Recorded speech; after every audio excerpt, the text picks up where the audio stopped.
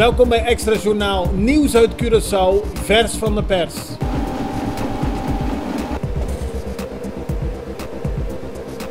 En dit is het nieuws van vandaag. De twee vakbonden die de werknemers van de ISA-raffinaderij vertegenwoordigen, APRI en PWFC, hebben gisteravond laten weten door te gaan met hun staking. De vakbonden hadden de regering gevraagd om Aerocova toe te laten tot het onderhandelingsteam van de raffinerie in Curaçao en om Clift Christian, die nu in het team zit, naar huis te sturen. De regering weigert op die eis in te gaan. Volgens de vakbonden is dat niet gunstig voor de toekomst van de raffinaderij.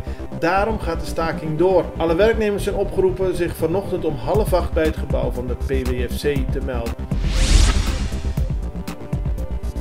De regering van Curaçao gaat contact opnemen met bedrijven die eerder hebben aangegeven interesse te hebben in de overname van de raffinaderij.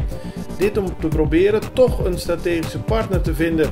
Zoals bekend loopt het leasecontract met PDVSA eind van het jaar af. En minister-president Ruggenaat heeft gisteren aangegeven alles te willen doen om ervoor te zorgen dat de raffinaderij door kan blijven draaien. Wat betekent dat er gesproken gaat worden met andere geïnteresseerde partijen. De actie van onderwijsvakbond CITEC gaat vandaag door. Een voorstel van de regering is gisteravond afgewezen. De regering ging eerder op veel eisen van de vakbond in, onder meer het heikele punt van de schoonmaak. Volgens de overheid moeten voortaan weer dagelijks in het toilet en de lokalen worden schoongemaakt. Ook zouden docenten in het VSBO minder uren hoeven werken. De vakbond zegt het echter te betreuren dat niet al hun eisen zijn ingewilligd. Gisteravond deden ze een oproep aan docenten om vandaag niet naar het werk te gaan en zich vanaf 7:30 ochtends bij het gebouw van CITEC te melden. Vakbond UGTK-Cadmu heeft een ultimatum opgelegd aan Insel-Air. Volgens de vakbond moeten uiterlijk morgen de volledige salarissen van het personeel zijn betaald. Tot nu toe hebben werknemers 1800 gulden op hun rekening gekregen en zijn ze in afwachting van de rest van het salaris. Eerder was er sprake van dat de nieuwe gegadigde voor Insel-Air de rest van de salarissen zou betalen en verder besprekingen zou voeren over een overname. Maar volgens vakbondsvoorzitter Wende Meulen is daar verder geen duidelijkheid over gegeven. Hij wil nu dat eerst het punt van de salarissen wordt geregeld en dat ze dus uiterlijk morgen volledig worden betaald. Oud-minister-president van Curaçao Gerrit Schotten is gisteren door het recherche-samenwerkingsteam gehoord. Dat heeft te maken met onderzoek naar de opdrachtgevers van de moord op Helmin Wiels in 2013. Oud-fractieleider van de MFK, Dien Rozier, heeft onlangs aangegeven dat volgens hem Schotten op de hoogte was van de moordplannen. Volgens de advocaten van Schotten is hij geen verdachte en werd hij enkel gehoord. De recherche probeert nog altijd de bewijsvoering tegen de intellectuele daders van de moord op Wiels rond te krijgen. Oud-minister van Financiën George Jamaldine zit momenteel vast hiervoor.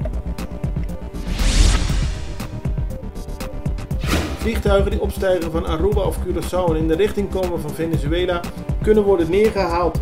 Die dreiging werd gisteren geuit op Venezolano de Television, het officiële regeringskanaal van de regering van Nicolás Maduro.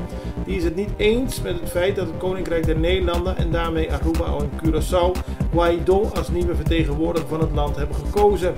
Tegelijkertijd hebben Venezolaanse militairen woensdag met behulp van twee opleggers een belangrijke grensovergang tussen Colombia en Venezuela gesloten. Ze proberen daarmee de humanitaire hulp, die onderdeel is van de campagne van Guaidó om de regime van Nicolás Maduro ten val te brengen, tegen te houden. Maduro wil geen humanitaire hulp, maar eist opheffing van de sancties. De Curaçaose honkballer Didi Gregorius heeft in New York de Thurman Munson prijs gekregen. Die wordt elk jaar uitgereikt aan sporters die zich hebben ingezet voor de New Yorkse gemeenschap. Zoals bekend speelt Didi Gregorius bij de New York Yankees. Hij is onlangs geopereerd en zijn medisch herstel loopt voorspoedig, zo heeft de club laten weten. Dit was Extra Journaal met nieuws uit Curaçao in het Nederlands, elke doordeweekse dag. Tot de volgende keer.